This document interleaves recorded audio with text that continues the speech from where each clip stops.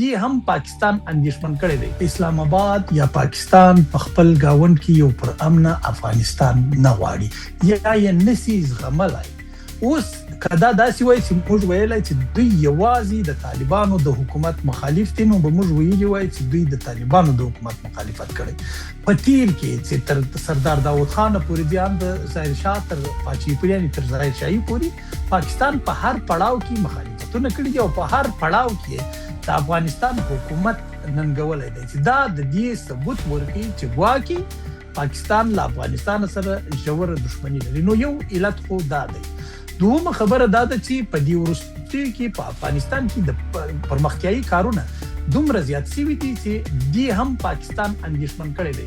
او ډېر خلک دې ته له یو دې اړخه ګوري چې ګواکې پاکستان به له افغانستان سره تجارت ونه کړي. نه، خبره داسې نه ده. پاکستان دې ته ګوري چې د منځنۍ اسیا مارکیټ افغانستان له موږ څخه اخلي. په افغانستان کې د کارخانو شمیر څه دی دا اوس تر 8,000 اوښتی دی.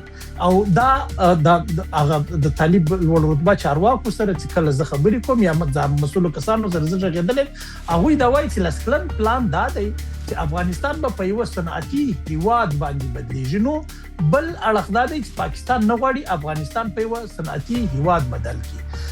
دریم اړخ دا دی چې په افغانستان کې افغانستان مارکیټ به د دوی تر کنټرول لاندې و. همیشه هغه که به د افغانستان د سبزیجاتو، د افغانستان د زراعت مارکیټو او که به د افغانستان د انتقالیدونکو توکو مارکیټو، دا به دواړه د پاکستان تر کنټرول لاندې